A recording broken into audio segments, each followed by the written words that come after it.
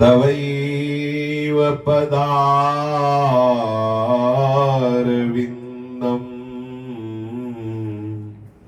प्रेमामृतैकमकरन्द रसौघपूर्णम्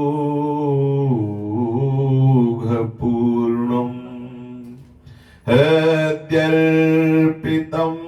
मधुपते स्मरतापमुग्रम्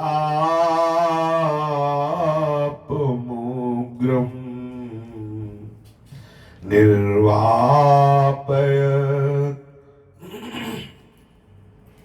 परम शीतलमाश्रयामि निर्वापयत्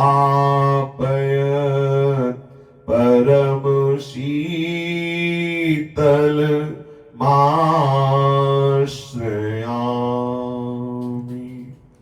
श्रीमद श्री वृंदावन धाम की जय। श्री वृंदावन श्री वृंदावन श्री वृंदावन श्री वृंदावन प्राण वृंदावन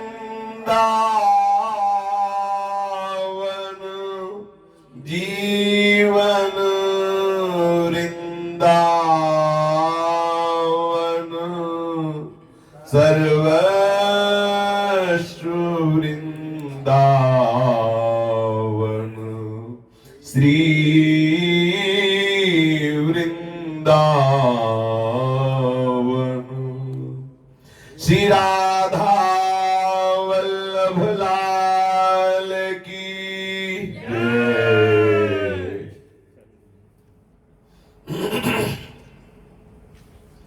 भक्तन के शुभ गुण चरित जो सुनी है चितलाय ताके भक्ति बढ़े घनी अरु हरि हो ही सहाय। अजहू सोच विचारी के गही भक्तन पद ओट हरि कृपालु सब पाछली छवि है तेरी खोट हरि कृपालु सब पाछली छवि है तेरी खोट। जिन महाभागवत भगवत प्रेमी रसिक संतों ने अपना संपूर्ण अंतःकरण श्री श्यामा श्याम के श्री चरणारविंद में समर्पित कर दिया है, जिनके शरीर की संपूर्ण चेष्टाएं भगवत प्रसन्नता के लिए होती हैं, जिनकी ज्ञानेंद्रियां एवं कर्मेंद्रियां शास्त्र सिद्धांत के अनुसार वर्ताव करती हैं, जिनका स्वभाव बन गया है भगवान नाम रटना, लीला गायन, लीला श्रवण, लीला चिंतन, श्री चरणों की आठों पहर सेवा में रहना, ऐसे महाभागवत भगवत प्रेमी जो संत महापुरुष जन हैं, इनके यदि चरणों का आश्रय ले लिया जाए, इनकी बताई हुई उपासना पद्धति से चित्त जोड़ा जाए, अगर इनकी बताई हुई उपासना पद्धति से चित्त जोड़ते हैं तो उपासना पद्धति 2 नंबर की भी बात है। 1 नंबर की बात यह है कि उसमें उनका संकल्प साथ होता है। जैसे बताया गया कि आप ऐसे ऐसे आप चलिए तो आप बहुत शीघ्र भगवत प्राप्ति के योग्य हो जाएंगे। तो उसमें आपका साधन जो बताया गया वो दूसरी बात है। उसमें जो उनका संकल्प बना कि ऐसे चलिए तो आप भगवत प्राप्त हो जाएंगे, वो संकल्प जोर की बात है। इसीलिए कहा चाहे शिव बिरंच सम होई गुरु बिनु भव निधि तरह न कोई। क्योंकि शास्त्र का ज्ञान क्या शिव बिरंच को नहीं, उन्हीं से शास्त्र प्रकट हुए हैं। उसमें जो गुरु का भाव, जो भगवत प्रेमी महात्मा के संकल्प हृदय में बनता है कि यदि ये जीव भगवत प्राप्त हो जाए तो मुझे शीतलता होगी। तो जब वो कुछ भी बोल दे, उसमें जरूरी नहीं कि वो शास्त्र सिद्धांत का साधन ही बोल दे। वो कोई भी, देखो संदीपनी जी ठाकुर जी से कह रहे लकड़ी लाओ जाके, आप उपनिषद में देखो कैसे कैसे आज्ञा, गाय चराने जाओ 12 वर्ष तक आप ये सेवा करो, कोई सूत्र नहीं बोला, 12 वर्ष तक की सेवा करो। समर्पण की वृत्ति देखी तो उसमें प्रधान बात हुई उनकी आज्ञा पालन करने से उनका जो संकल्प वो आपके ऊपर अपना प्रभाव दिखाया और हृदय सच्चिदानंद तत्व के योग्य हो गया, जानने के योग्य, अनुभव करने के योग्य हो गया। जो शरीर संसार में आसक्त होने के कारण हमने अपने ही स्वरूप की विस्मृति कर दी थी, वो उस संकल्प से स्मृति हो गई। जो महापुरुषों ने अनुभव किया, उस अनुभव से जो वो बोलते हैं उस पर बिल्कुल संशय नहीं करना चाहिए।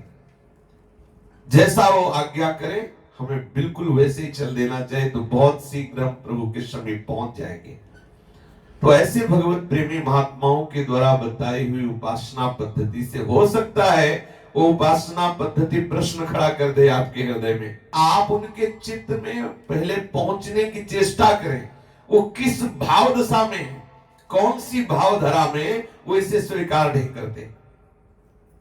श्री तुलसी जी हमारी प्रियाजू की सहचरी हैं और हम प्रियाजू की दासी हैं। तो हमारी प्रिय वृंदा सखी श्री स्वामी जी के श्री चरण सेवा में रहती, भोग थाल में नहीं।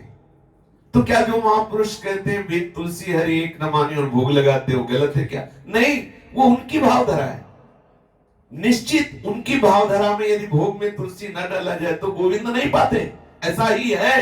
लेकिन हमारी भावधारा में हमारे प्रिया प्रीतम निकुंज महल के ठाकुर ठाकुराइन और उनकी दासी हैं श्री वृंदा सखी, नहीं भोग में अर्पित। जब तक आप भाव नहीं समझेंगे तब तक आपके हृदय में प्रश्न उठ सकता है। हम किसी भी महापुरुष के हृदय की भाव दशा को समझने के लिए उनके वचनों के अनुसार चलें। एक होता है किसी बात को वेद बाह्य साबित कर देना, और उसी बात को अगर हम समझ जाए तो वेदातीत स्थिति है। वेदातीत स्थिति को वेद बाह्य करके अवहेलना करना हो गया, और वेदातीत स्थिति को वेदातीत स्थिति मानना, आप भी उस स्थिति के समझदार हो जाएंगे, आप भी उस स्थिति के अनुभव करने वाले बन जाएंगे, आप भी उस स्थिति को पहुंच जाएंगे। ये भागवतिक स्थिति क्रियाओं से नहीं होती, केवल स्वीकृति से होती है, केवल स्वीकृति से। कई बार हमने चर्चा में ये भगवत प्रेरित होकर कहा कि अर्जुन जी को भगवान गीता का उपदेश करते हैं। अर्जुन जी ने किसी भी योग का कोई भी साधन नहीं किया। 18 अध्याय उपदेश के बाद जो परिणाम होता है समस्त साधनों का, अर्जुन जी के हृदय में स्फुरित हुआ, और वो कह रहे नष्टो मोहा स्मृति लब्धा त्वत्प्रसादान मयाच्युता। आपके कृपा प्रसाद से मेरे हृदय का मोह नष्ट हो गया और अखंड स्मृति जागृत हो गई। अब आप यहां देखिए, अखंड भगवत स्मृति जागने के लिए अर्जुन ने क्या किया? प्रभु के श्री चरणों का आश्रय लेकर प्रभु की बात स्वीकार कर ली, बस उसी से उनको स्थिति प्राप्त हो गई, वो स्थित प्रज्ञ महापुरुष हो गए। यद्यपि अर्जुन जी स्वयं में भगवान नर नारायण के अवतार हैं, लेकिन अपने लोगों को समझाने के लिए भगवान ऐसी लीला कर रहे हैं। बहुत जल्दी हमारा हृदय उस धरा को पहुंच जाए यदि हम महापुरुषों के वचनों पर क्यों म्यों ना करके सीधे स्वीकार कर ले। पर होता क्या है कि हमारी बुद्धि वो अपने स्वभाव को नहीं छोड़ती। ये बुद्धि 3 गुणों से प्रेरित रहती, सत्वगुण, रजोगुण, तमोगुण। सात्विक हुआ तो हम भाव से स्वीकार कर लेते हैं, राजसिक हुआ तो उसी में प्रश्न उठने लगते हैं, तामसिक हुआ तो मूढ़ता छा जाती है, समझ में ही नहीं आता। ये परमार्थ, ये व्यवहार दोनों से जो उदासीन हो जाता है वो प्रेमी। अपने जो वृंदावन रस की बात करते हैं ना, ये परमार्थ से भी उदासीन महापुरुषों का मार्ग है। परमार्थ व्यवहार बनो कि ना बनो, परमार्थ की पहुंच मोक्ष तक है। ये परमार्थ नहीं, अपने यहां पुरुषार्थ 4 ही कहे गए हैं, धर्म, अर्थ, काम, मोक्ष। जो प्रेम है वो पुरुषार्थ से नहीं है, वो कृपा से है। पुरुषार्थ का प्रयोग 4 ही जगह है। आप पुरुषार्थ से धर्म कर सकते हैं, आप पुरुषार्थ से कामनाओं की पूर्ति की चेष्टा कर सकते हैं, पुरुषार्थ से अर्थ कमा सकते हैं, उत्तम साधना पुरुषार्थ करके आप मोक्ष प्राप्त कर सकते हैं। लेकिन प्रेम, प्रेम तो सुलझने से होगा, समर्पण से होगा, अपनापन से होगा। अभी सुलझ जाइए, अभी वो प्रेम हृदय में, अभी इसी क्षण आपको लगने लगेगा प्रिया प्रीतम मेरे हैं। किसी भगवत प्रेमी महात्मा के वचनों पर हम दृढ़ विश्वास कर ले तो अभी आपकी वो स्थिति हो जाएगी जो बड़ी बड़ी साधनाओं से नहीं होती। बोले केवल ऐसे कहने से नहीं होती, सुनने से केवल नहीं होती। अर्जुन जी ने केवल सुना है और वो बात समझ में आ गई, नष्टो मोह, मोह का नाश हो गया। सत्संग की बहुत बड़ी महिमा, बड़े बड़े असत आचरण करने वाले भगवत प्राप्त हो गए सत्संग से। कोई साधना ने, केवल सुना, सुनते ही उनको दृढ़ विश्वास हुआ और भगवत प्राप्ति के योग्य हो गए। चोर, बिल्कुल हिंसात्मक वृत्ति, चतुर्भुजदास जी चर्चा कर रहे, वहां प्राण बचाने के लिए वो संतों के बीच में बैठ जाता है जाके। चर्चा चल रही थी, दीक्षा लेने से नया जन्म हो जाता है। अब आप देखिए, केवल सत्य गया कान में और चोर को एक विश्वास हो जाता है कि दीक्षा लेने से नया जन्म हो जाता है, भगवान सारे पाप नष्ट कर देते हैं, उसे अपने किए हुए का भोग नहीं भोगना पड़ता। जब ये बात सुनी तो उसने संशय नहीं किया, दृढ़ विश्वास किया और चतुर्भुजदास जी के समीप जाके कहा कि महाराज, दीक्षा लेने से नया जन्म हो जाता है, सारे पाप नष्ट हो जाते हैं, ये हमने आपके श्रीमुख से सुना। चतुर्भुजदास जी ने कहा, परम सत्य बात, ये तो शास्त्र सिद्धांत है, तो उनका मुझे दीक्षा दे सकते हो? मैं चोर हूं, बहुत सी चोरी की, बहुत सी हिंसाएं की, वैसे यद्यपि बिल्कुल मैं योग्य नहीं हूं, ना इस मार्ग को जानता हूं। अभी अभी सुना है आपकी बात, अभी अभी बात सुन के हमने ये दृढ़ निश्चय किया कि मुझे आपसे दीक्षा लेनी है। चतुर्भुजदास जी ने कहा, दूसरे के लिए तो समय है, लेकिन आपके लिए तत्काल, अभी। चोर है, बुद्धि बदल गया तो कहते दीक्षा आप नहीं लेंगे, अभी सत्संग के प्रभाव से बुद्धि ऐसी है, अभी अभी दिया। अब जो चोरी करके भागा था, जिसके कारण उसके पीछे राजकीय कर्मचारी लगे थे और वो संत सभा में आया था, अब तो तिलक लगाए, कंठी बांधे, जेब निकला, उसने देखा ये तो वही चोर है जो हमारी संपत्ति लेके भागा था। तत्काल में बंदी बना लिया और राजा के सामने पेश किया कि ये चोर है, तिलक कंठी जरूर लगा लिया अपने को बचाने के लिए, लेकिन इसने चोरी की। चतुर्भुजदास जी के वचनों का दृढ़ विश्वास इतनी जोर का उस चोर को, उसने कहा इस जन्म में मैंने चोरी नहीं की। ये विश्वास की आपको संत वचन, कोई क्रिया नहीं हुई, अभी कोई साधना नहीं हुई, केवल दृढ़ विश्वास। अब राजा कहे तो क्या, क्योंकि वो तिलक कंठी धारण किए हुए कह रहा इस जन्म में चोरी नहीं की, और संपत्ति वाला जिसकी चोरी वो कह रहा महाराज यही है, यही हम जिसकी शपथ को उसकी शपथ ले ले, इसी ने चोरी की। पूर्व में सत्य की प्रतिष्ठा के लिए कि वास्तविक सत्य बात कौन बोल रहा है, इसकी परीक्षा के लिए एक लीला रची जाती थी। पीपल का बहुत ही कोमल पत्ता ऐसे कच्चे सूत के धागे में हाथ पे लपेटा जाता था और ऊपर जलता हुआ लोहे का लाल लाल एकदम आग से भरा हुआ वो फार रखा जाता था, एक लोहे का, और 7 कदम लेके चलना होता था। अगर वो कच्चा धागा भी नहीं झुलसा तो आप सत्य माने जाते, ऐसी परीक्षा होती थी। सत्य की प्रतिष्ठा के लिए बात रखी जाती है। ऐसा ही किया गया। उस चोर ने अंदर से कहा कि हम तो चोर ही थे, हिंसक ही थे। गुरुजी ने कहा दीक्षा लेने के बाद नया जन्म होता है, इसलिए मैंने इस जन्म में कोई पाप नहीं किया। 7 कदम चला, ना वो पत्ता झुलसा ना वो धागा झुलसा, और 7 कदम के बाद वो फाड़ फेंक दिया। अब तो कोई सत्य के लिए दूसरे प्रमाण की जरूरत नहीं थी। संपत्तिवान को फांसी देने की सजा हो गई, जिसने चोरी का आरोप लगाया था। अब वो जो चोर भगवान वैष्णव रूप में थे, उन्होंने कहा कि महाराज फांसी इनको मत दो, क्योंकि सही कह रहे हैं। बोले ऐसा कैसे हो सकता है? आप उस गरम लोहे के फार को 7 कदम लेके चले और आप झुलसे में नहीं, आप सत्य हैं, ये चोर है। आप जैसे वैष्णव को ये ऐसा कहता है, इसलिए से दंड। बोले महाराज ये भी सत्य और मैं भी सत्य हूं। बोले कैसे? बोले चोरी तो हमने की थी। तो बोले आपने कहा इस जन्म में? बोले गुरुजी ने कहा था दीक्षा लेने के बाद नया जन्म हो जाता है, तो मैं अभी अभी दीक्षा लेके आ रहा हूं, इसलिए इस जन्म में चोरी नहीं। राजा ने कहा मुझे अपने गुरु से मिलाओ, जिनके वचनों के प्रभाव से तुम जैसे चोर हृदय में भी भगवत भक्ति जागृत हो। अब आप ये बताओ, इस चमत्कार में इस चोर का कहां कोई साधना है?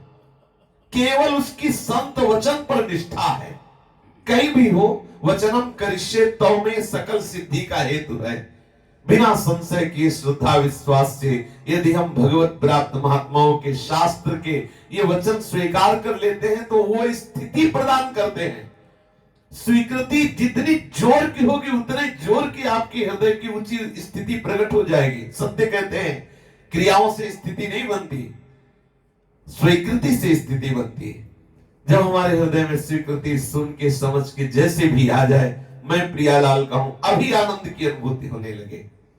तो स्वीकृति होना इसलिए कठिन हो रहा है कि हम और कुछ चिंतन करते हैं, और किसी को अपना बनाए हुए हैं, और कुछ मांगे भी हमारे हृदय में, अपने को और कुछ समझ रहे, अर्थात शरीर समझ रहे। तो हम क्या करें? नान्यत बदामि न शृणोमि न चिंतयामि नान्यत ब्रजामि न भजामि न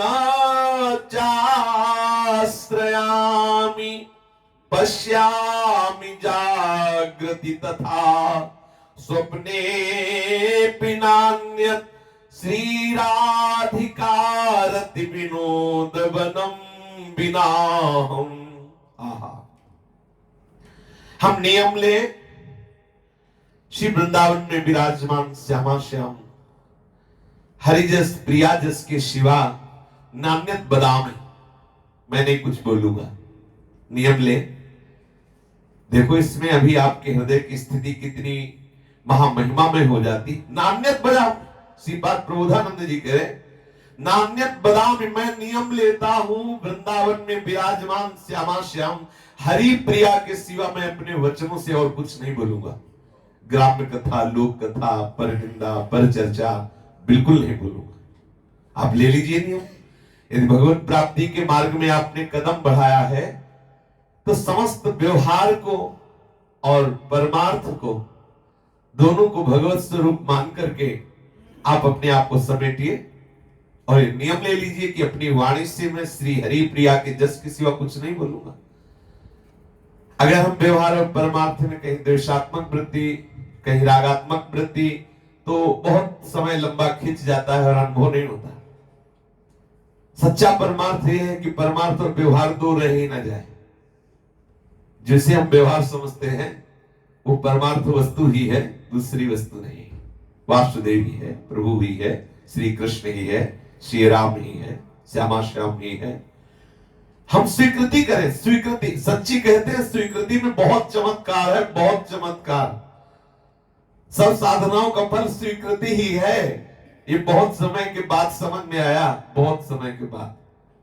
और वो स्वीकृति यदि अभी कर लो तो वो जो दोहा है ना, तात स्वर्ग अपवर्ग सुख धरी तुलाए कंग, तूल नताय सकल मिल जो सुख लव सत्संग। सत्संग से क्या हुआ? स्वीकृति बदल गई। स्वीकृति बड़ी बड़ी साधनाओं से जो बात नहीं बनी, सत्संग का शब्द गया, स्वीकृति बदल गई। मैं प्रियालाल का हूं, बहुत बड़ी ऊंचाई पे आप आ गए। नियम लीजिए, नान्यत बदामी, नहीं बोलूंगा और कुछ। अब आप देख लीजिए आप कितना बोलते हैं प्रियालाल के विषय में और कितना बोलते हैं शरीर संसार के विषय में। पहले आप वस्तु बोध के लिए नान्यत बदामी और न सुनोमी, मैं सुनूंगा भी नहीं। प्रभु की चर्चा या प्रभु के प्रेमी जनों की, हरिजन का यश हरि से भी महान है।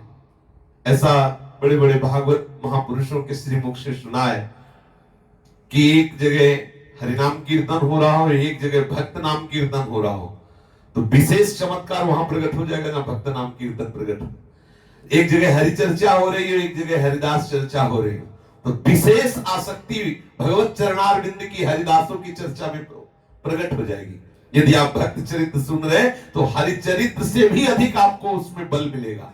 और हरि को निजी यश ते अधिक भक्तन यश पर प्यार, औरों की तो बात जाने दो। रीझ करके हरि अद्भुत प्रेम लक्षणा भक्ति दे देते हैं। जो भक्तों का चरित्र श्रवण करता है, भक्तों का चरित्र गान करता है, भक्तों के चरणों का आश्रय ले लेता है। तो हमारे यहां भजिबे को दो ही बले, कह हरि कह हरिदास। तो न श्रोणोमि, कान में अंगुली डाल लेनी चाहिए। प्रभु चर्चा के सिवा यदि कोई और बातें हैं, विरोध करना भक्त का स्वभाव नहीं होता। वो कान में अंगुली डाल करके सुनना बंद कर, और जब आगे स्थिति आती है तो सुनाई ही नहीं देता, सुनाई ही नहीं देता, कोई और सुनाई ही नहीं, सच्ची बात नहीं सुनाई देती। सच्चा उसमें ये नहीं कि वो सुनता नहीं, सुना ही नहीं देते। इंद्रियों का ज्ञानेंद्रिय है तो श्रवणेंद्री ज्ञानेंद्री, उसकी वो ज्ञानेंद्री श्रवणेंद्री की वो शक्ति खत्म हो जाती को प्रपंच सुने। अगर भगवत चर्चा हो रही तो उसे सुनाई देगी, अगर विषय चर्चा हो तो सुनाई ही नहीं देगी। एक ऐसी स्थिति आती है। बोले न श्रवणोमि, मुझे नहीं सुनना, और न चिंतयामि। आहा, चिंतन उसी का होता है जो हम बोलते हैं, जो हम सुनते हैं। ये वाणी और श्रवणेंद्री का भक्ति में बहुत बड़ा योग है। इसीलिए प्रथम भक्ति को श्रवणम कीर्तनम, फिर तीसरी जो इसमें कहा चिंतयामि, तो उसमें स्मरण, क्योंकि श्रवण और कथन का फल ही होता है चिंतन। यदि आपका श्रवण कथन प्रियालाल के चरणारविंद के अद्भुत गुणानुवाद लीला जिसका, तो चिंतन निश्चित प्रियालाल का होगा। और आप संसारिक चर्चा करें, आप संसारिक बातें सुने और चाहे कि हमारा चिंतन प्रियालाल का हो जाए, कदापि नहीं हो सकता। यही गलती हमसे हो रही है। हम जहां बैठते हैं तो प्रियालाल की चर्चा के सिवा और कुछ बातें कहते हैं और बातें सुनते हैं, वो हमारी भक्ति में बाधा पहुंचाती है और हमारे चिंतन में वो नाना प्रकार के विक्षेप आने प्रारंभ हो जाते हैं, जो हमें प्रियालाल के श्री चरणारविंद में एक रस आसक्त नहीं होने देते। साधक सुधार करे, उपासना की पद्धति को समझे। नान्यत बदामी न श्रवणोमि न चिंतयामि, मैं हरि प्रिया के श्री चरणों की महिमा के सिवा, नाम के सिवा, धाम के सिवा, लीला के सिवा ना बोलूंगा, ना सुनूंगा और ना ही चिंतन करूंगा।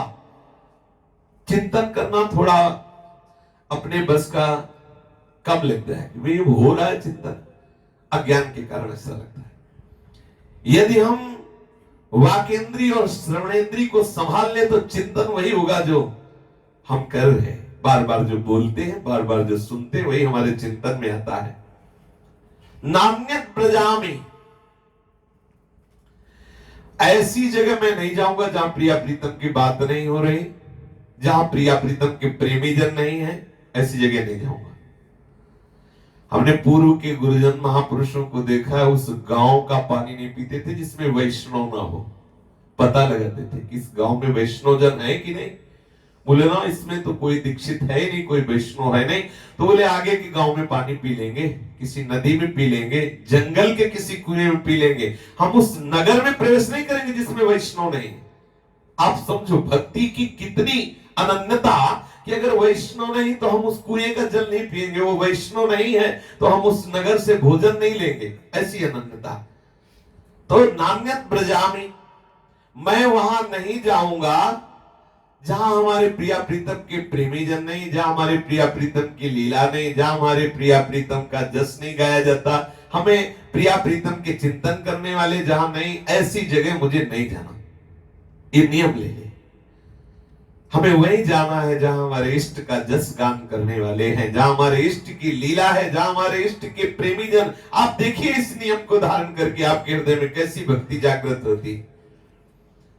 जब कभी कोई संतों को देता था तो पहले संत जन देते थे, गले में इसके कंठी है कि नहीं, मस्तक पे तिलक है कि नहीं, ओठ हिल रहे कि नहीं हिल रहे, ये वैष्णव है कि नहीं। अगर नहीं है तो इसके द्वारा दिया हुआ अच्छे से अच्छा पदार्थ हमारे लिए किसी योग्य नहीं रहा। अगर वो वैष्णव है, बहुत ही रूखा सूखा दे रहा है तो अमृत के समान है, क्योंकि वो हमारे भजन की वृद्धि करेगा। वैष्णव हीन देश पवित्र, वैष्णवता से हीन वो मनुष्य पवित्र। जिन हरि भगत हृदय नहीं आनी, जीवित सब समान ते प्राणी, मुर्दे के समान वो पवित्र। वो घर अपवित्र जहां वैष्णव नहीं है। निश्चित मानिए श्री हरि के चरणारविंद की आसक्त चित्त वाले लोग जहां हैं, हमारे कदम वहीं के लिए उठे जहां हरि की लीला में अद्भुत अद्भुत अद्भुत विलास हुए हैं। हमें ऐसे धाम, ऐसे प्रभु के तीर्थ, ऐसे प्रभु की पुरियां, वहां ही जाए, अन्यथा न जाए। या तो श्रीपाद प्रबोधानंद जी कह रहे हैं, मैं वृंदावन के सिवा कहीं जा ही नहीं सकता। मानो जो अन्य भगवान की उपासना करते हैं तो उनको लगेगा कि हम तो अयोध्यानाथ की उपासना करते हैं, हम द्वारिकानाथ की। हाँ, तो अपने इष्ट लीला धाम का, और इष्ट लीला धाम एक ही जैसे वृंदावन धाम, और एक है वृंदावन धाम का आसक्त चित्त, वो भी लीला धाम है। इसका प्रत्यक्ष प्रमाण जिससे श्री भाई जी महाराज के विषय में श्री राधा बाबा से स्वयं श्री कृष्णचंद्र जी ने कहा कि देखने को तो पांच भौतिक ढांचा भाई जी हनुमान प्रसाद पोद्दार जी का है, पर इसके हृदय में वृंदावन धाम सहित मैं लीला कर रहा हूं। तो जो भक्त प्रियालाल के अनुराग रंग में डूबे हुए, वो कहीं भी रह रहे हैं, वो धाम में ही है। वो ऐसी भावना करें, धाम का आश्रय, धाम का चिंतन, धाम की लीला का कथन, धाम की लीला का श्रवण, वो धाम में ही माना जाता है। धाम में ही भाव उसके हृदय में हो जाता है, धाम का प्रभाव जागृत हो जाता है। पर यहाँ श्रीपाद प्रबोधानंद जी कहते हैं कि नान्यत ब्रजामि, मैं वहां नहीं जाऊंगा। श्री वृंदावन धाम का रस, श्री वृंदावन धाम की प्रिया प्रीतम, श्री वृंदावन धाम की रज, इसके सिवा मेरे जीवन का और कोई भी आश्रय, उद्देश्य, व्यवहार, परमार्थ, कोई प्रेमी जन मोक्ष की भी अवहेलना कर देते हैं। न भजामी, न मैं और किसी को भजूंगा, न चाश्रयामी, न मैं किसी और का आश्रय लूंगा। मैं आश्रय भी उसी का लूंगा जो वृंदावन धाम का आश्रय लिए है, जो वृंदावन धाम का भजन करता है, जो प्रिया प्रीतम को रिझाता है, मैं उसी का संग करूंगा। धाम का आश्रय लूंगा या धामवासी का आश्रय लूंगा। धामवासी का आश्रय धाम का ही आश्रय माना जाता है। देखो बिहारी देव जी कह रहे हैं, हो ब्रजवासी को पालो पीला, तो हुआ ना। धाम और धामी, इनके आश्रित जन जो है, उनका आश्रय लेना ये महामहिमा में है। श्याम श्यामा पद कमल संगी शिरनायो, दोनों बातें एक के अंतर्गत ही आती हैं। अगर धाम आश्रय लिए हैं तो बात वही हुई, या धाम आश्रय लेने वाले का आश्रय लिए तो बात रही। और ये ज्यादा सरस होती है। प्रभु के आश्रित जनों का आश्रय लेना बहुत सरल और सहज होता है, क्योंकि वो हमें प्रगट में संभाल लेते हैं कि कैसे आश्रय लिया जाता है, वो हमारे हृदय में प्रतिष्ठित कर देते हैं। न चाश्रयामि, मैं अन्य का आश्रय नहीं ले सकता।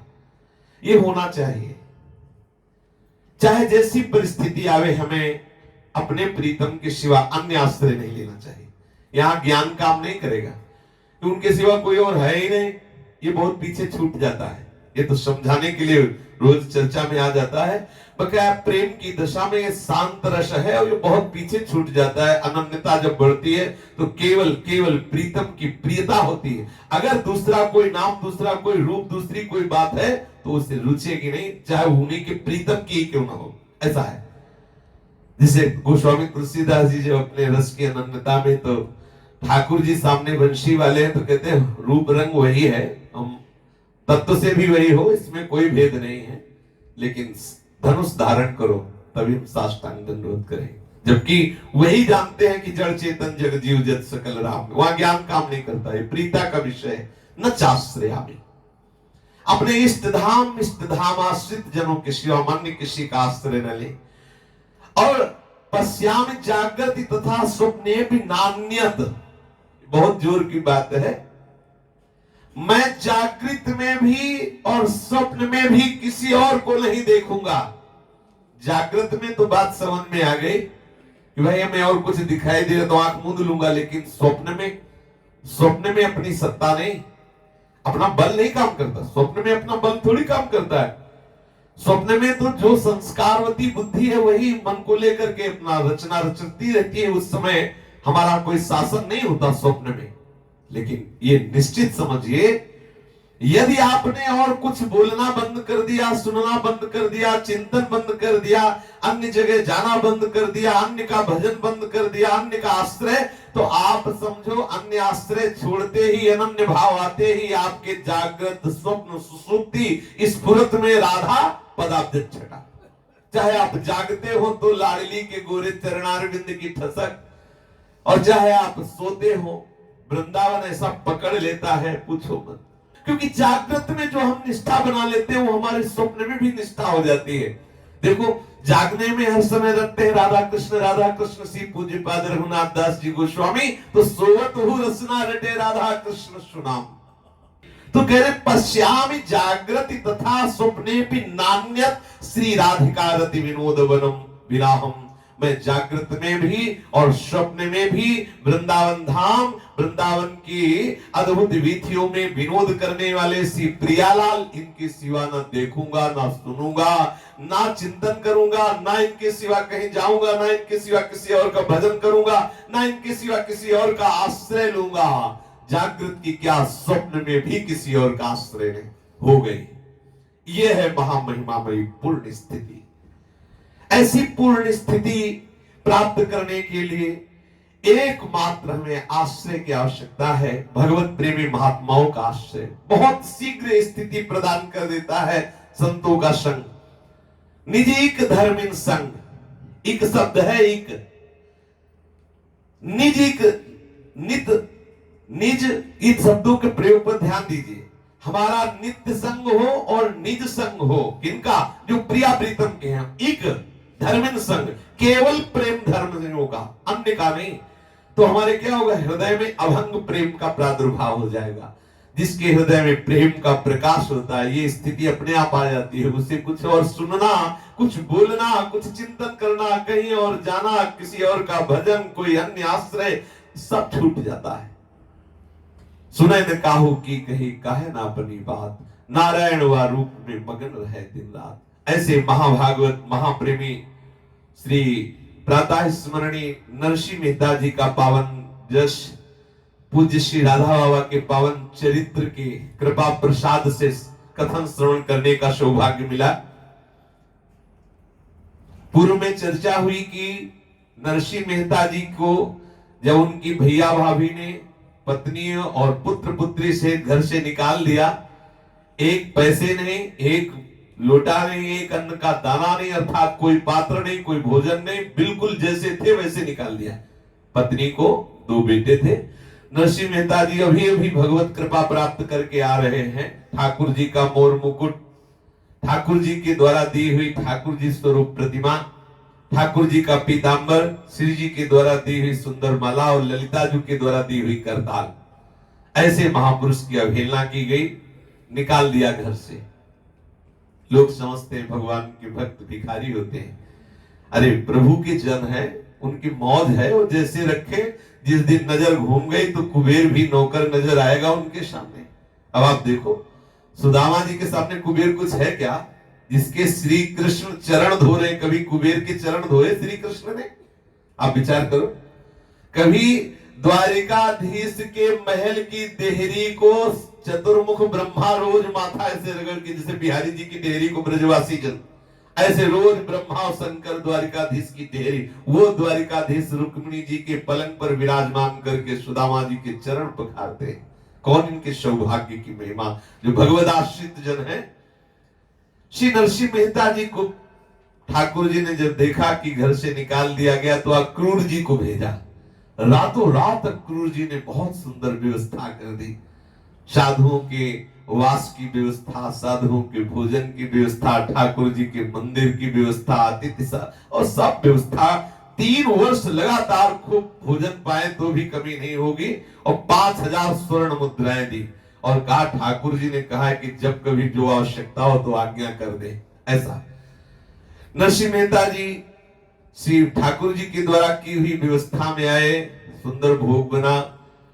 अब नरसिंह मेहता जी भगवत आसक्त चित्त है, तो जैसे कमल में पराग आवे तो भौरे अपने आप मडराने लगते, ऐसे भगवत आसक्त चित्त महात्मा जनाने लगे, खूब भाव से सेवा होती। अब तो हजारों की संख्या में आने लगे, तो जो वर्षों का हिसाब था वो महीनों में खत्म हो गया। 5000 मुद्राएं भी खत्म हो गई। धीरे धीरे बढ़िया दरवाजा खिड़की थे वो भी बिकना प्रारंभ हो गए।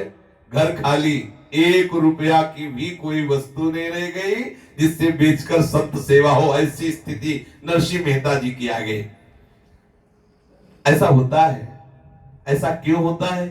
क्योंकि अब भगवान को मिलना होता है। ऐसी स्थिति में जैसे हरिपाल जी की जब साधु सेवा के प्रताप से सब संपत्ति खत्म हो गई तो द्वारिकाधीश लुटने के लिए आए। जब ऐसी लीला होती है तो समझो बस ठाकुर मिलने वाला है, आने वाला है। अब आमदनी का बाहर से तो एक भी सिक्का का जरिया नहीं, और 1500 महात्मा दरवाजे में बैठे करताल ठोक रहे, मृदंग और हरे कृष्णा और राधे श्याम जय श्री हरि, और उनके लिए भी सुंदर भोजन व्यवस्था। अब नरसिंह मेहता जी भगवान नाम कीर्तन कर रहे हैं, घर में कोई व्यवस्था नहीं है। और आपको पूर्व प्रसंग में पता होगा कि नरसिंह जी की बेटी का ब्याह जय कुंवर जी ने अपने सामने ही तय करा दिया था। विदाई नहीं हुई थी, पर ब्याह पहले तो बहुत छोटी अवस्था में ब्याह हो जाता था और विदाई बाद में हुआ करती थी। अब नरसिंह जी के पास ना कुछ द्रव्य है, ना कोई अन्न है। जो 3 वर्ष लगातार सेवन करने के लिए अक्रूर जी ने व्यवस्था की थी, वहां अब एक भी दाना नहीं रह गया, एक भी का पेट भरने की कोई व्यवस्था नहीं रह गई। और भक्तराज निश्चिंत है, उनको कोई चिंता नहीं है। वो तो ठाकुर जी के श्री विग्रह के सामने बैठकर नाम कीर्तन करते हैं, नाचते हैं। लेकिन उनकी पत्नी को चिंता है कि देखो कितनी बढ़िया व्यवस्था हुई थी और कितने बावरे की व्यवस्था लुटा दी पूरी। अरे थोड़ा हिसाब किताब से चलते, 1-2 महात्मा को पवाते रहते तो चलता रहे। ये तो भंडारा, और संतों की भी बड़ी विचित्र लीला। बोले राधे श्याम चलते हो, नरसिंह जी के यहाँ चक्र प्रसाद है, आप बुला के और भीड़ इकट्ठा कर ली। अब एक नवीन परीक्षा का समय आया नरसिंह मेहता जी के ऊपर। जो कुंवरी बाई जी नरसिंह जी की बिटिया थी, उनको विदा कराने के लिए श्री रंगधर मेहता ने अपने कुल पुरोहित को भेज दिया कि भाई ब्याह की बहुत समय हो गया, अब बेटी को विदा करा के ले आ। मतलब जो नरसिंह जी की बेटी उनकी बहू हुई, तो प्रातः काल ही भक्तराज किसी अपनी दिनचर्या के कार्य से गए थे। पुरोहित जी पूछते हुए आए। अब मकान तो बहुत बड़े बड़े बने थे, लेकिन दरवाजे खिड़की बर्तन भोजन पानी कुछ नहीं, सब संत सेवा में जय श्री हरि हो गया। पुरोहित जी ने पूछ करके कि कौन सा मेहता जी का घर है, घर गए और पत्नी से पूछा कि मेहता जी कहाँ गए। उन्होंने कहा किसी कार्य से बाहर गए हैं, पधारिए महाराज, आप कहां से आए हैं और हम अभी जल लाते हैं, आप जलपान कीजिए। पुरोहित जी भीतर आए, उनको आसन दिया और अपना नाम बताया, ठाव बताया, कहां से आए हैं और कारण बताया।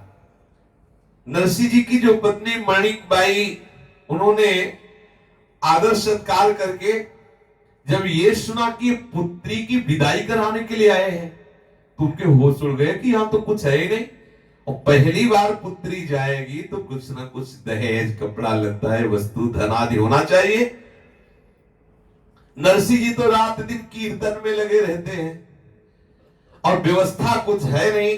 पुरोहित जी आए हैं बेटी को विदा कराने के लिए, कुछ नहीं हमारे पास, कोई कामकाज तो नरसिंह जी करते नहीं। जहां नित्य भोजन की कमी हो रही वहां दहेज क्या दिया जाए। थोड़ी देर बाद ही नरसिंह जी पधारे, जो कुछ जैसे भी तो जो लाए थे उससे रसोई तैयार हुई अब उस सती साध्वी नरसिंह जी की प्रिया ने जो भोग राग था तैयार करके उनको दिया। मणिकबाई ने भोग की सारी सामग्री थाल में परोस कर लाई, नैवेद्य अर्पित किया गया। उन्होंने पूछा कि आज कोई साधु संत महात्मा नहीं पधारे। मणिकबाई ने कहा कि संतों को पता चल गया है कि अब आपके पास नहीं, इसलिए संकोच में नहीं डालना चाहते, तो मंडलियां बाहर गांव की कीर्तन करके ही, अब पता है कि नरसिंह जी के जब है ही नहीं तो वहां जाके संकोच क्या करें। पर एक अतिथि आए हैं जो पुरोहित हैं और वो अपनी बेटी को विदा करवाने के लिए आए हैं। बेटी के ससुराल वालों के पुरोहित हैं, उन्होंने भेजा है।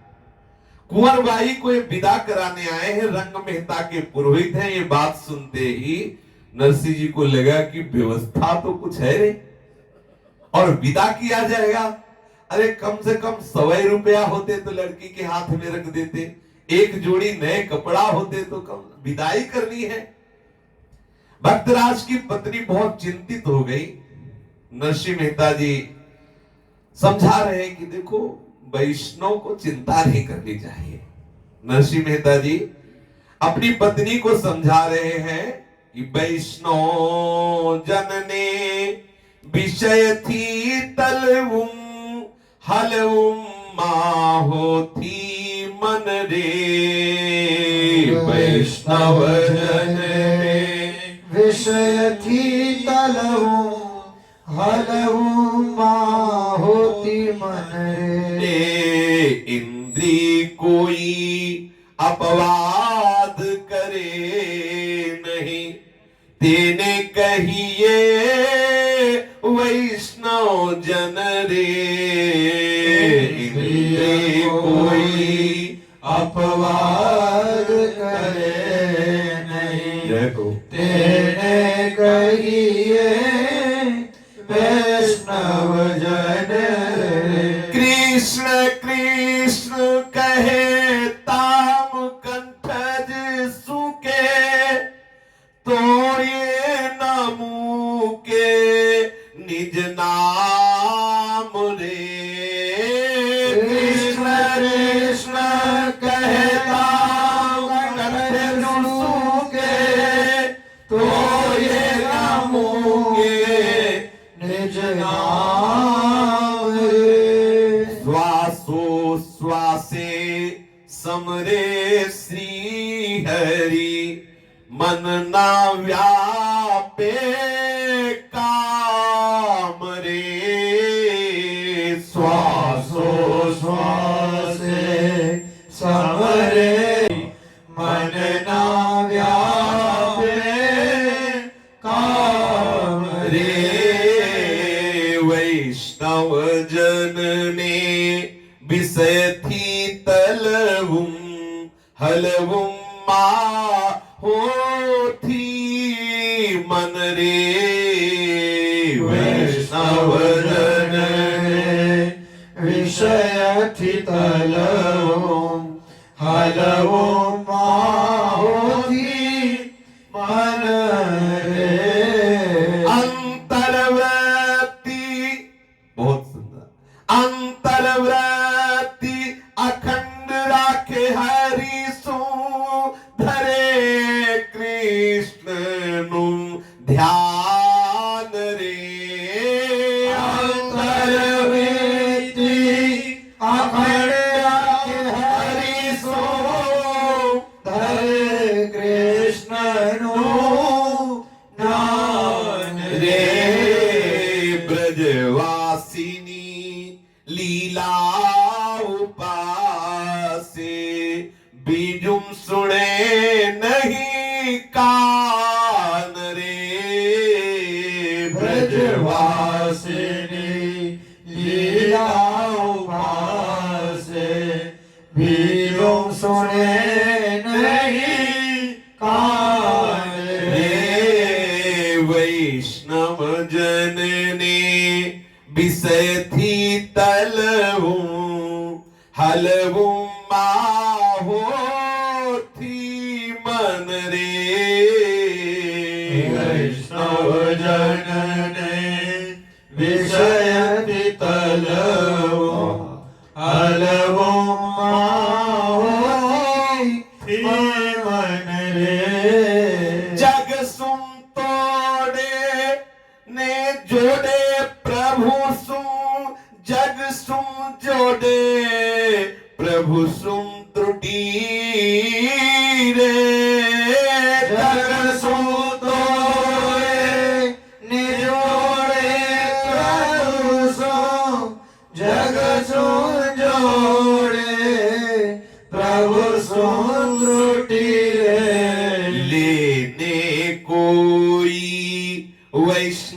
मानव कहे सो जमड़ा लई जासे कुटीरे लेने कोई वैष्णव नव कहे सो जमड़ा लई जासे कुटीरे।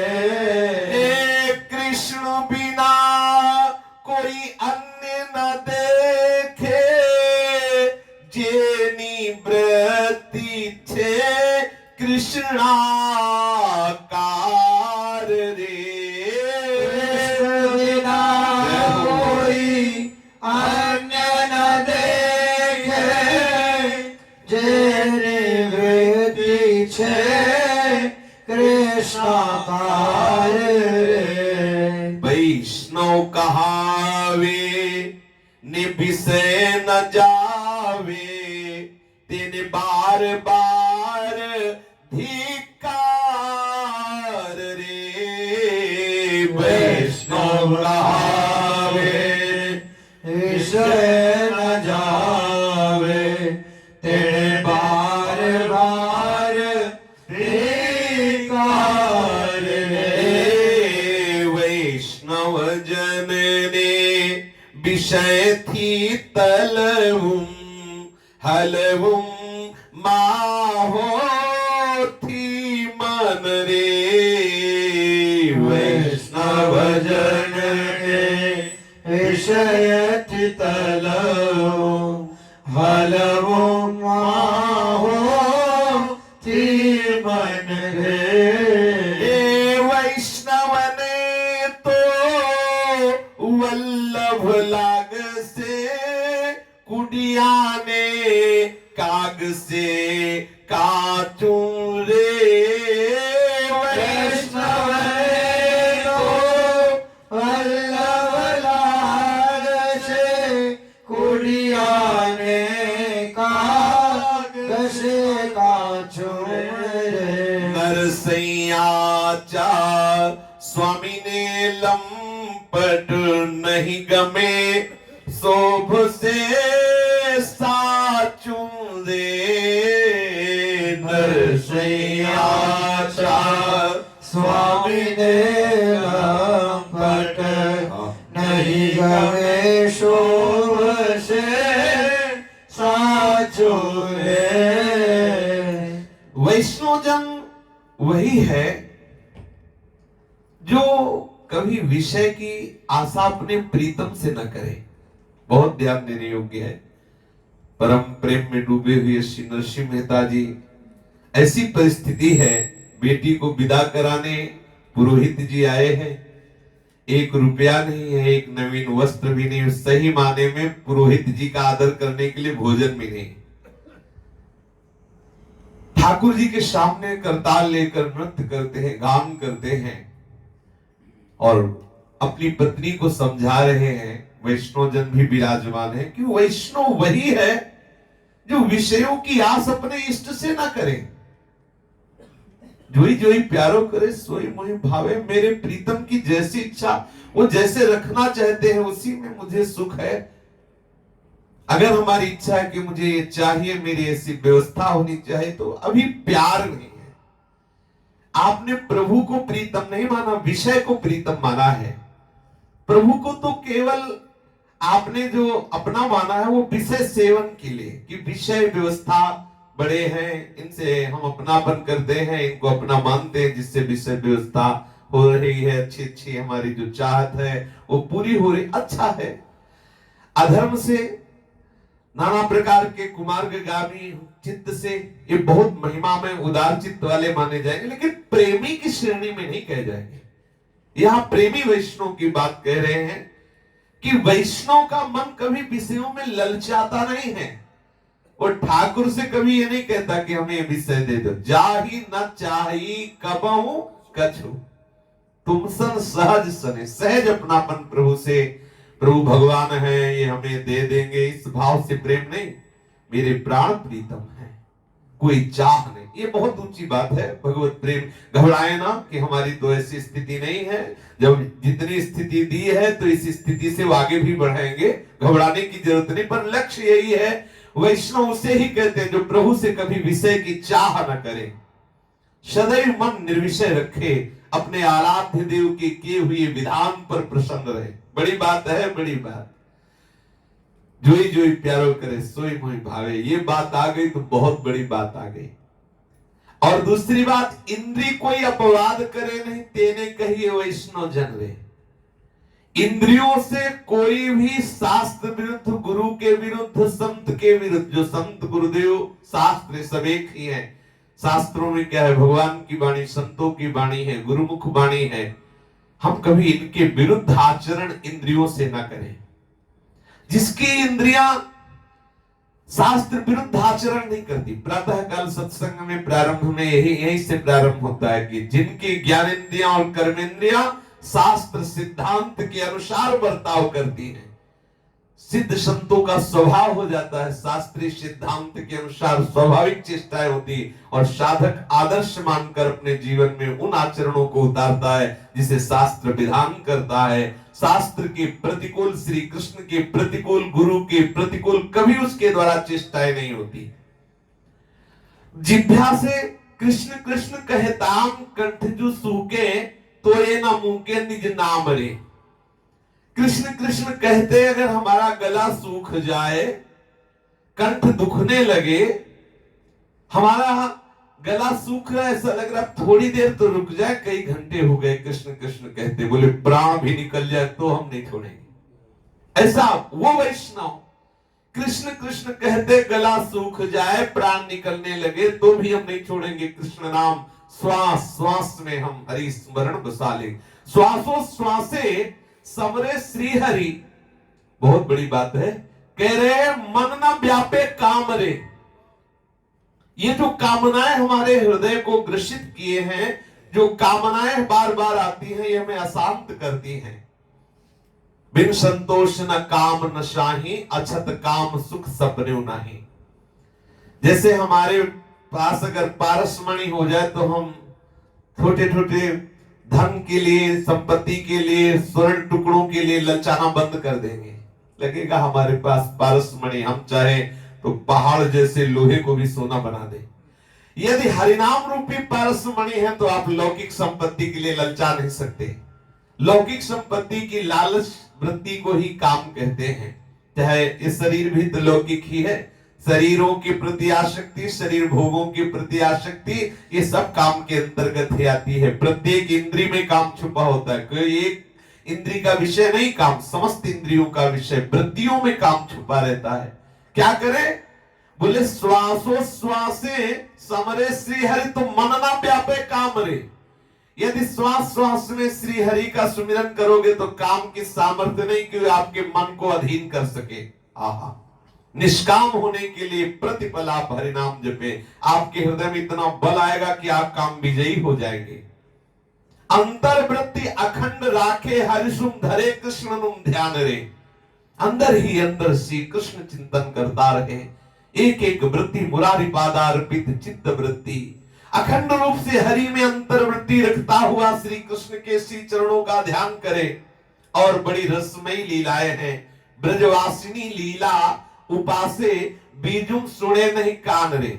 ब्रजवासियों के साथ जो श्याम सुंदर की लीला है, गोपियों के साथ जो श्याम सुंदर की लीला है, ये ब्रज की लीला है, वृंदावन की लीला के सिवा अपनी श्रवणेन्द्रिय को पातिव्रत धर्म से युक्त कर ले कि हमें सुनना है तो प्रिया प्रीतम की बातें सुननी है, ब्रज लीला सुननी है, ठाकुर श्याम सुंदर की शोभा, उनकी सखाओं की, उनकी गोपियों की, उनकी गौओं की, इस रज की, यही सब।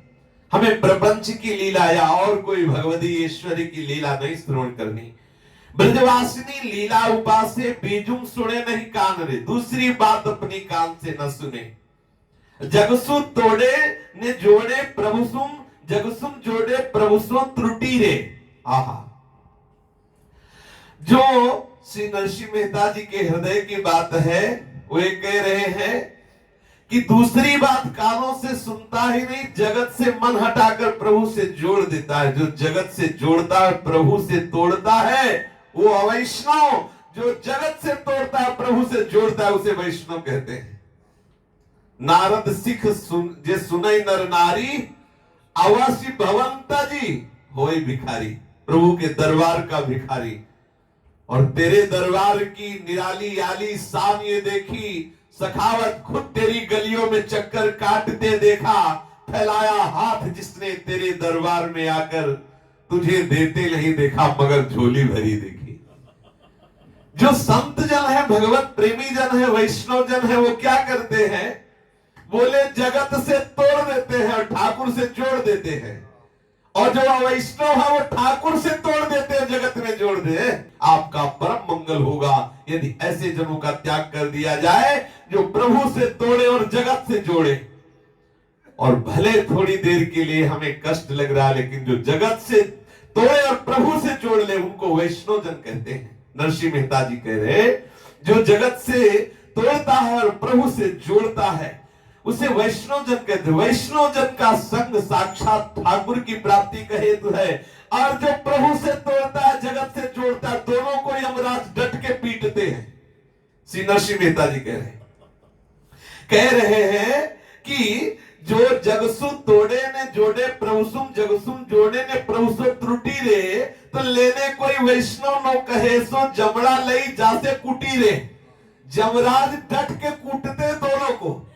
जो प्रभु से तोड़ते हैं, जगत से जोड़ते हैं, ऐसे क्यों? और जो प्रभु से संबंध उनके कहने से तोड़ दिया, जगत से जोड़ लिया, दोनों को, प्रेरणा देने वाले को और कर्ता को, दोनों को डट के पीटते हैं यमराज जी। कहां? अपनी कुटी में। उनकी कुटिया कहां है? नरक। यमराज की कुटिया अर्थात नरक में ले जाके यमराज उसकी पिटाई करते हैं। और जो वैष्णव संग करता है उसे भगवत प्रेम की प्राप्ति होती है। वैष्णव कौन? जो जगत से तोड़े और हरि से जोड़े। अवैष्णव कौन? जो हरि से तोड़े और जगत से जोड़े। आहा, कृष्ण बिना कोई अन्य न देखे, जेनी वृत्ति छे कृष्णाकार रे। नरसिंह मेहता जी कहते हैं सच्चा वैष्णव वही है जो कृष्ण के अतिरिक्त और कुछ देखता ही नहीं, दिखाई ही नहीं देता। यो माम पश्यति सर्वत्र सर्वम च मयि पश्यति तस्याहं न प्रणश्यामि सच में न प्रणश्यति। जित देखूं तित श्याममयी, ये सच्चा वैष्णव हृदय है। एकमात्र अपना प्रीतम सर्वत्र दिखाई दे रहा है। कृष्ण बिना कोई अन्य न देखे, जेने वृत्ति छे कृष्णाकार रे। एक एक वृत्ति कृष्णमयी हो गई। ये बहुत बड़ी बात है। एक एक वृत्ति, अभी हम जिह्वा से कृष्ण कृष्ण कहते हैं, लेकिन वृत्ति विषयाकार है। धन्य है वो महापुरुष जिसकी दृष्टि कृष्णाकार, जिसकी वृत्ति कृष्णाकार है, जिसकी दृष्टि और वृत्ति कृष्णाकार है और जगत को पावन करने वाला महात्मा है। मम भक्ति युक्तो भुवनम पुनातो, वही वैष्णव है। परंतु वैष्णव कहावे ने विषय न जाने, तेने बार बार धिक्कार रे। कोई अपने को वैष्णव कहावे, खूब विषयों का भोग करे तो धिक्कार है इससे वैष्णव को, जो वैष्णव कहा कर हरि के भजन में न लग करके विषय सेवन में लगता है। जिसके विषय निवृत्त नहीं हुए और अपने को वैष्णव कहता है तो धिक्कार है उसकी वैष्णवता को। नरसिंह मेहता जी कहते हैं तेने बार बार धिक्कार रे। वैष्णव कहावे ने विषय न जावे, तेने बार बार धिक्कार, उसे बार बार धिक्कार है जो हरि का कहलाकर विषयों का सेवन करता है। वैष्णव ने तो बल्लभ लाग से कुडियाने काग से काचुम रे, न सही आचा स्वामी ने लंपट नहीं गमे शोभा से साचुम रे। ये बात वैष्णवों को तो प्रिय लगेगी जो मैं कह रहा हूं, लेकिन जो अवैष्णव है उनको बहुत बुरी लगेगी। नरसिंह मेहता जी कह रहे ये जो मैं कह रहा हूं वैष्णव जनों को तो बहुत अच्छी लगेगी, लेकिन जो अवैष्णव जन है उनको बहुत बुरी लगेगी। नरसिंह के स्वामी को विषय लंपट अच्छा नहीं लगता। आहा, नरसिंह जी कह रहे हैं कि मेरे स्वामी को विषय लंपट अच्छा नहीं लगता, उनको तो सच्चे प्रेमी जन ही अधीन कर सकते हैं। इसलिए अपनी पत्नी से कह रहे हैं कि आप चिंता मत करो, हम ठाकुर जी से विषय की मांग नहीं कर सकते कि बेटी को विदा करना है, हमें दहेज चाहिए, ऐसा मैं ठाकुर से नहीं कह सकता। उनको उनकी गरज हो, जैसा चाहे वैसा कर ले। मणिकबाई ने उत्तर दिया कि आपको चिंता नहीं है, लेकिन आप थोड़ा तो विचार कीजिए, पुत्री को भेजना है, आज तक गई नहीं, पहली बार जाएगी, एक नया वस्त्र भी नहीं है देने को, तुम कह रहे हो श्री कृष्ण करेंगे, श्री कृष्ण करेंगे, कल सुबह भेजना, अभी शाम हो रही, क्या श्री कृष्ण करेंगे? कहां से श्री कृष्ण करेंगे?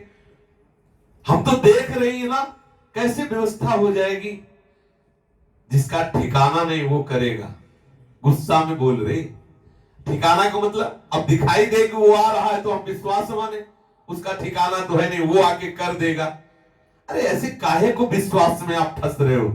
देखो इतना चमत्कार देखने के बाद, इतने बड़े भक्त की अर्धांगिनी होने के बाद भी अविश्वास पिंड नहीं छोड़ रहा। आप देख लो, अगर आप अच्छा ये पूर्ण श्रद्धा क्यों नहीं हो पा रही? क्योंकि कोई नरसिंह जी को गुरु थोड़ी मान रहे, नरसिंह जी को कोई महात्मा थोड़ी मान रहे, अपना पति मान रहे हैं। जब तक श्री कृष्ण के चरणों में गुरु भाव अर्जुन ने प्रकट नहीं किया, तब तक गीता प्रारंभ नहीं की। कारण यही है, पूर्ण श्रद्धा और पूर्ण शिष्यत्व। मैं आपका शिष्य हूं, मैं आपकी शरण में हूं, हे गुरुदेव आप कृपा करो। तब जब प्रबल श्रद्धा होती है तो वस्तु का प्रकाश उसके हृदय में होता नहीं। देखो इतने बड़े महाभागवत, इतना बड़ा चमत्कार अभी देखा, फिर भी विश्वास नहीं, बोले क्या रखा है तुम्हारी इस बात पर, क्यों आएगा, व्यवस्था कर देगा, रात्रि होने जा रही, सुबह बेटी को विदा करना है, क्या कहां है तुम्हारा श्री कृष्ण, जिसके ना नाम का ठिकाना ना ठाम का ठिकाना। नाराज होके मणिकबाई जी नरसिंह मेहता से ऐसा बोल रहे। चिंता के मारे व्याकुल माणिकबाई की आंखों से आंसू गिरने लगे। नरसिंह जी ने कहा, बाई ये मैं और मेरा ये दो शब्द ही काटते रहते हैं जीव को, छोड़ो ना। ये पुत्री तुम्हारी ना थी, ना तुम्हारी है, ना तुम्हारी रहेगी, जिसकी है वो चिंता करे। अरे तुम तो बैठो बगल में, कृष्ण कृष्ण कहो। हाँ, ये भक्त का हृदय देखो, भक्त के चरित्र से हमें बल मिलता है। नरसिंह मेहता जी बिल्कुल बेपरवाह है, कह रहे मेरी पुत्री ही नहीं है, वो तो ठाकुर की है, उनको विदाई कर ली होगी तो सब व्यवस्था कर ले, बैठो पास में, कृष्ण कृष्ण नाम कीर्तन दोनों मिलके करते हैं। अब उनके हृदय में तो बड़ा दुख है माणिकबाई के। संत बैरागी योगी यति सती राजा रंक सब जो मेरे स्वामी के अधीन है, मैं उनका दास हूं, फिर चिंता क्या करनी। नरसिंह मेहता जी ऐसा कह रहे। अरे काहे को बावरी बन रही, 84 के चक्कर में सब पिस रहे, तू तो कृष्ण शरण में आ गई, ममता का त्याग कर। फिर करताल उठाई। देखो जब नरसिंह मेहता को लगता है कि ये बातचीत करके हमारा समय बर्बाद करेगी तो पद गायन शुरू कर देते करता। अब जब तक पद नहीं पूरा होगा तब तक बीच में थोड़ी बोलेगी, इतनी वैष्णव तो है नहीं। तो फिर शुरू किया, समरने श्री हरि मेल ममता परी, जोने बिचारी ने मूल तारुम। समरने श्री हरि मेल ममता परी, जोने विचारी ने मूल तारो। तुम अल्या कोने कोने बलगी रहो, बगैर समझे कहे म्यारू म्यारू। तुम अल्या कोने कोने भलगी रहो, वगर समझे कहे म्यारू म्यारू। देह तारी नथी जो तू जुगते करी, राखता नव रहे निश्चय जाए। देवाई नथी जो तुम जगते करी, राखता न रहे निश्चय जाए। देह संबंध तजे अब नबा बहु थसे, पुत्र कलत्र परिवार ब्याहे। देह संबंध तजे अवनवा बहु थसे, पुत्र कलत्र परिवार राहे। धन तड़ुम अहो निश्यादरे, एज तारे अंतराय मोटी। धन तनो ध्यान तो अहो निशारे, ए तारे अंतराले मोटी। पासे छे पीयू अला तेने न परख्यो, हाथ थी बाजी गई थयो रे खोटी। पासे पियो अल्लाह तेरे लव परखियो, हाथ थी बाजी गई थयो रे खोटी। भर निद्रा भर्यो रोधिम घेर्यो धनी, संतना शब्द सुनी काम न जागे। भर निद्रा भयो रोगी घेर्यो धनो, संतना शब्द सुनी काम न जाए। ना जागता अंतर सरया, लाज छे अति घड़ी, जन्मो जन्म तारी खात भागे।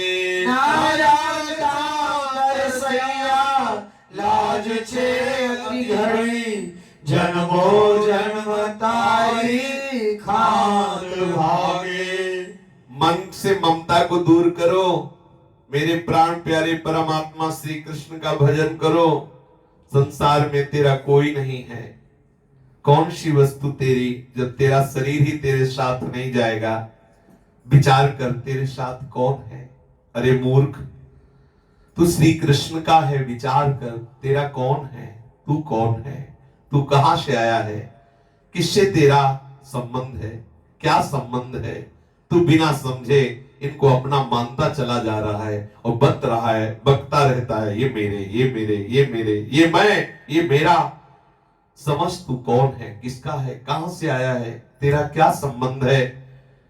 जिस देह का तू अनेक युक्तियों से जतन कर रहा है वो स्थिर रहने वाला नहीं, निश्चित मरेगा तू, नष्ट होगा तेरा शरीर। तू अहरनिश धन का ध्यान करता है, ये तेरी भगवत प्राप्ति में बहुत बड़ी बाधा हो जाएगी। जो परमानंद रूपी धन श्री कृष्ण प्रेम है वो तुझे नहीं मिलेगा यदि तू धन का चिंतन करता रहेगा। समीप के पति अर्थात अत्यंत नजदीक श्री कृष्ण रूपी पति को भूल गया और मोह निद्रा में सो गया। ये नश्वर संबंधों को सत्य मानकर अहंकार के नशे में चूर हो गया। अतः तू जाग जा। नरसिंह मेहता जी कहते हैं तेरी बड़ी भारी आशा का अवसर आ गया है, अर्थात प्रभु के मिलन का अवसर आ गया है, अर्थात सुख सिंधु से डूबने का अवसर आ गया, क्योंकि तुझे मनुष्य शरीर मिला, सत्संग मिला, ये अवसर है, डूब जा।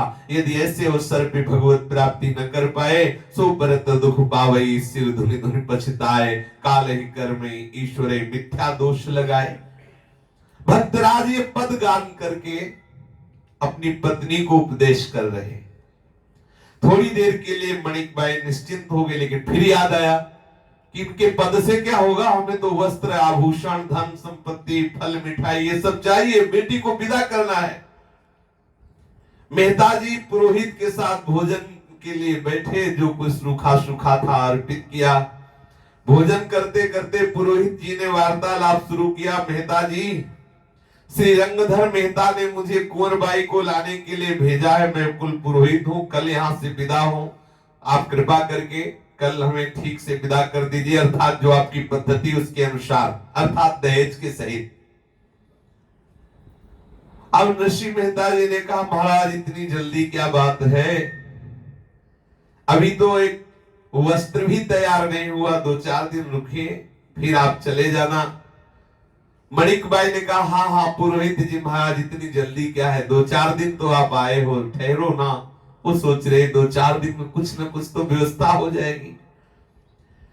आपको जो जो वस्तुएं तैयार करनी आज ही तैयार कर लीजिए, मैं तो कल चला जाऊंगा, क्योंकि इतना ही मैं समय लेकर आया हूं। पुरोहित जी ने ऐसा कहा। नरसिंह जी ने कहा महाराज कुछ तैयार कर ले, ये सब तैयार है। अब नरसिंह जी की बात दूसरी है, लेकिन उनकी पत्नी की बात, नरसिंह जी ने कहा कुछ तैयार कर ले, क्योंकि है ही नहीं तो तैयार क्या कर ले, सब पहले से तैयार हो, बेटी ले जाओ, अगर ठाकुर की यही इच्छा है तो ले जाओ। देखो जो भगवत प्रेमी महात्मा जन होते हैं उनकी इज्जत होती है भगवान, बोले हमारी इज्जत चली जाएगी, तुमने मानी है इज्जत चली जाने वाली। उसने अचल अविनाशी अच्युत महिमा से युक्त जो प्रभु है उनको अपनी इज्जत माना है। वैष्णवों की इज्जत कौन? ठाकुर जी। हमारी इज्जत कभी जाने वाली है ही नहीं है, हमने जाने वाली को इज्जत माना ही नहीं। लोक लाज कुल मर्यादा सब वेद मर्यादा सब ठाकुर के चरणों पर न्यौछावर करके फेंक दी। हमारी इज्जत ठाकुर जी, हमारी गति ठाकुर जी, हमारी मति ठाकुर जी। आहा, बड़े महान भाग्यशाली जन हैं जिनके हृदय में ऐसी ठसक है। नरसिंह मेहता जी कहते कुछ तैयारी कर ली ही नहीं। पुरोहित जी को लगा कि इनकी पत्नी को पता नहीं, नरसिंह मेहता जी ने पहले से सारी तैयारी कर ली। तो पुरोहित जी प्रसन्न हुए, तो अच्छा है फिर विदा कर दो जब सब तैयारी है। पुरोहित जी के प्रसन्न मुख को देख करके उनकी पत्नी ने कहा कुछ तो कुल मर्यादा की लाज रखो। पुरोहित जी समझ रहे हैं आपने सारी तैयारी कर ली है कुछ नहीं और आप मुस्कुरा रहे हो। आपको थोड़ा तो समझना चाहिए। नरसिंह मेहता जी की हंसी रुकी नहीं, खूब जोर से हंसे और कहा कि तुम समझो पहले हमारे प्रभु हैं क्या।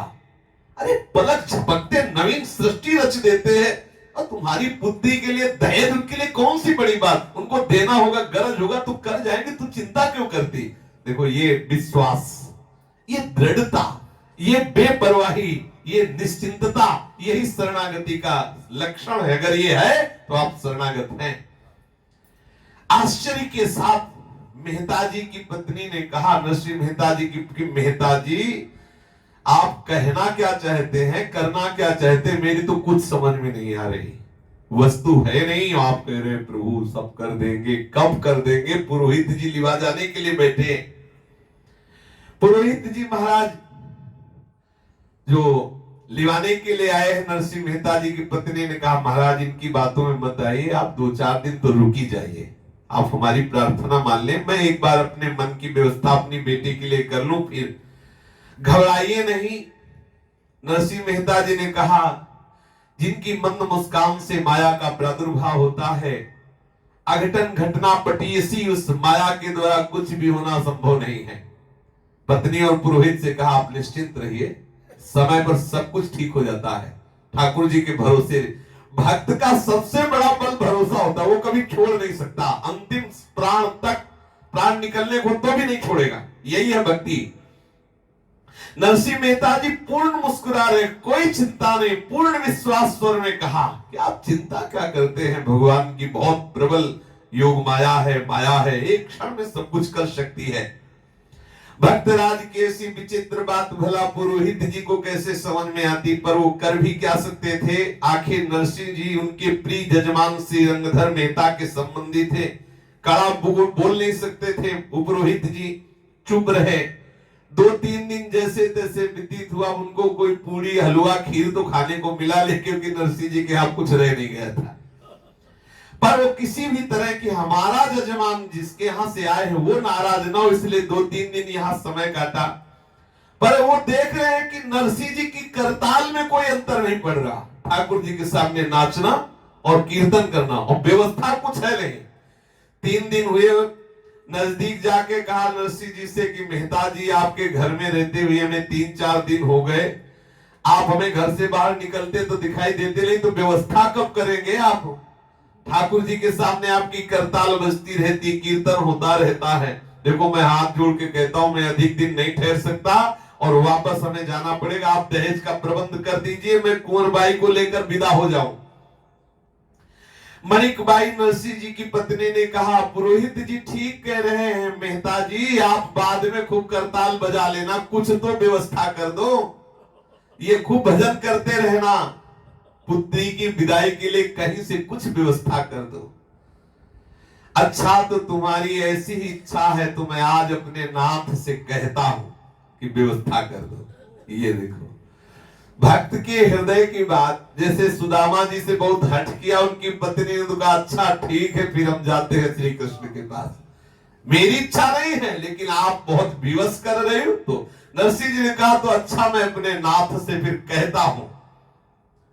उनकी क्या कृपा होती, तू देख मेरे प्रीतम का बल कितना बड़ा होता है। सहज स्वभाव में नरसिंह मेहता जी ठाकुर जी के सामने बस हाथ में करताल लेकर एक चित्त होकर नाम कीर्तन करते हुए पुकार रहे हैं, कृष्ण कृष्ण कृष्ण कृष्ण कृष्ण, और भाव में विभोर होते जा रहे हैं। मणिक बाई और उनका पुत्र श्यामल दास, ये नजदीक आए। श्यामल दास देखते ही समझ गए कि पिताजी इस समय भाव में पहुंच रहे, तो उन्होंने उनको और उत्साह वर्धन के लिए मृदंग बजाना प्रारंभ किया। श्यामल दास ने, माणिक बाई जो नरसिंह जी की पत्नी हाथ जोड़े खड़ी है, भावावेश में नरसिंह मेहता का नृत्य प्रारंभ है। पुरोहित जी के होश उड़ रहे हैं कि हो क्या रहा है। बिल्कुल चक्री की तरह घूम रहे नरसिंह मेहता, आंखों से अश्रु बह रहा, कृष्ण कृष्ण कृष्ण, प्रेम में मगन हो। सोचने लगे ये पागल हो गया क्या, ये नरसिंह करना था व्यवस्था, हमें लग रहा है कि पागल हो गए। ये नाच रहे, उछल रहे, कूद रहे, चिल्ला रहे, हा कृष्ण से। ये आनंद की मस्ती, ये आनंद की मस्ती। इस प्रकार क्या भगवत साक्षात्कार होता है? इस प्रकार क्या दहेज भगवान पूरा करते जैसा नरसिंह कर रहा है? उपरोहित की कहा समझ में आवे, वेद पढ़ने वाला ये प्रीति की रीति को क्या जाने। हमें लगता है मुझे बहकाने के लिए ऐसा नाटक कर रहा है, पुरोहित जी के समझ में ऐसा। अब कुछ भी हो, मैं कल तो चला जाऊंगा, रात भर जो नाटक करना इसको कर ले। भगवान प्रकट हो ना प्रकट हो, दहेज मिले ना मिले, पक्का सुबह मुझे चले जाना है। पुरोहित जी इसी उधेड़ बुन में पड़े हुए थे कि अकस्मात एक आवाज आई, अखिल लोक ब्रह्मांड नायक द्वारिकाधीश की जय हो। दृष्टि पड़ी तो देखा गाड़ी की गाड़ी, एक तो गाड़ी बैलगाड़ी लगी, लाइन लगी थी, किसी में सोने चांदी के आभूषण, किसी में वस्त्र, किसी में मिठाई, किसी में फल, किसी में मुद्राएं, गाड़ी की गाड़ी। नरसिंह मेहता जी को आके प्रणाम किया। ठाकुर जी के एक पार्षद ने कहा, महाराज दहेज की सामान आ गई जो आपने मंगवाया था। अभी नरसिंह जी ने कहा था करताल उठा ले के पहले कि देखो मैं अपने स्वामी से कहता हूं। तो एक ठाकुर जी का दिव्य पार्षद आके नरसिंह मेहता जी से कहा, महाराज आपने जो मंगाया था सामान दहेज का आ चुका है। नरसिंह जी की आंख खुली तो वहां देखा गाड़ियों की लाइन लगी है। पुरोहित से कहा कि तुम कितना दहेज चाहते थे? माणिक बाई से कहा देख लो जाके गाड़ियों में, तो किसी ने आज तक ऐसा दहेज दिया नहीं होगा जितना नरसिंह जी की बेटी को दहेज दिया जा रहा है। लाइन लगी गाड़ियों की, सोने चांदी की वो जो आती है ना मखमल के उनमें रखे रहते, वो नहीं, जैसे गाड़ी में कोई लोहा लंगर भरता है ऐसे सोने चांदी के आभूषण थे। एक तरह से समझो कि वर्षा हो गई संपत्ति की। नरसिंह मेहता जी के ठाकुर ने इतना वैभव एकत्रित कर दिया। अरे उनके लिए क्या वैभव, बार बार कहता हूं रत्न गर्भा है भूमि। जैसे कोयले की खाने हैं ऐसे सोने चांदी की खाने, अरे ठाकुर के लिए कोई दुर्लभ बात है। अब जैसे बटन दबाते ही मशीन चल पड़े, ऐसे ही एक एक गाड़ी से सब सामान निकलना पड़ा। ढेर पहाड़ लग रहा है, सुंदर सुंदर भोग सामग्री, मेवा, मिष्ठान, ढेर सारी सामान, सुंदर सुंदर हार, कंकड़, साड़ियां, जितनी दहेज की वस्तुएं सोची भी नहीं जा सकती वो भी सब। जैसे लक्ष्मी जी का श्रृंगार किया जाता है ऐसे ही भगवान की तरफ से श्रृंगार करने वाली जो द्वारिकाधीश की सेविकाएं थी वो आई और मणिक बाई का भी श्रृंगार किया और कुंवरी बाई का भी श्रृंगार किया और ढेर सारी श्रृंगार की सामग्री। मणिक बाई को आज लगा कि मेरे पति का पावर बहुत जोर का है, लगा कि करताल कोई खाली ले जाती। और सच्ची मानो एक दिन हमारे सदगुरुदेव भगवान कह रहे थे, हरि तुम्हारी एक एक वृत्ति का हिसाब रखते हैं। वो ऐसे नहीं है कि तुम एक बार भी धोखे से भी बोले हो श्री हरि और वो ऐसे व्यर्थ चला जाए। एक एक वृत्ति का, तुम्हारी एक एक वृत्ति का हिसाब देंगे, ध्यान रखना। ऐसा मत समझ लेना कि तुम्हारा भजन, तुम्हारा पाठ ये सब ऐसे ही जा रहा है। एक एक बात हमारे प्रभु देख रहे हैं और जिस दिन हिसाब होगा उस दिन नाच पड़ोगे। और ऐसे ही वैष्णव निंदा और अपराध कर रहे तो एक एक वृत्ति का हिसाब होगा और जिस दिन हिसाब होगा उस दिन तुम्हारे पुरिखा पानी पा जाएंगे। इसलिए सावधान रहना, ये मत समझना कि कोई देख नहीं रहा। भक्तराज माणिक बाई उनकी पत्नी दोनों हाथ जोड़े खड़े हैं। श्यामल दास और वो पुरोहित जी के तो होश उड़े हुए हैं। इतनी दहेज की सामग्री, श्री नरसिंह मेहता जी सकुटुंब निश्चिंत हो रहे हैं, प्रसन्न हो रहे हैं। कुंवर बाई जी का वस्त्राभूषणों से श्रृंगार करके ढेर सारी दहेज की वस्तुओं के साथ श्री ठाकुर जी ने विदा किया। पुरोहित जी प्रसन्नता पूर्वक सब सामग्री लेकर के गए। देखो ठाकुर जी के प्रताप से श्री नरसिंह मेहता जी का बड़े जोर का ये दहेज का कार्य पूरा हुआ। शेष चर्चा आगे। श्री राधा वल्लभ लाल की जय।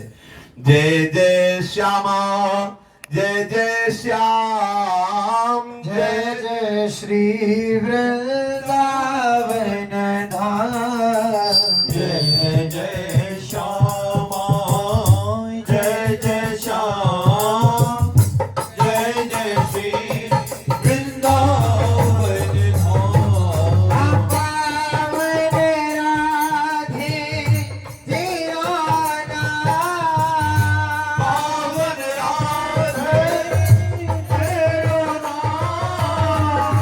पावन श्री वृंदावन धाम। पावन श्री वृंदावन धाम।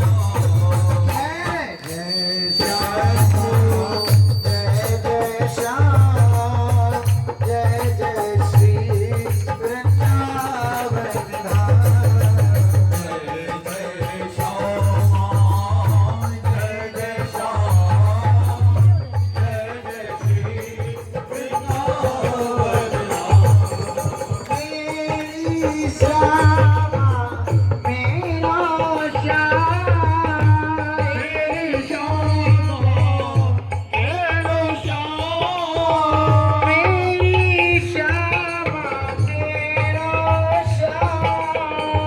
मेरी श्यामा मेरा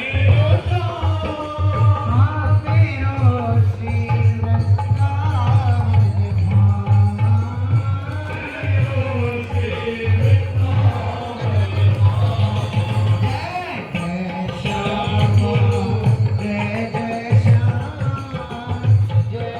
श्री वृंदावन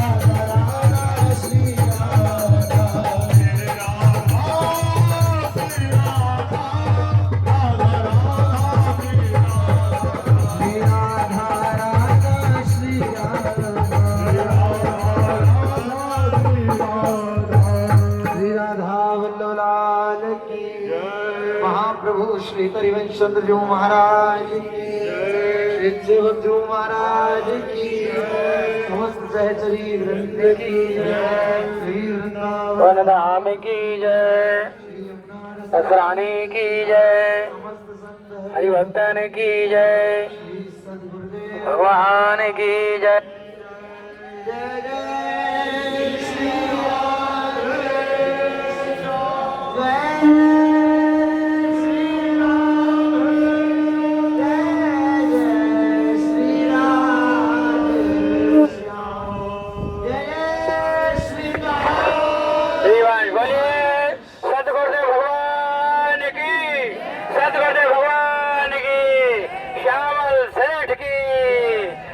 भक्तराज नरसिंह की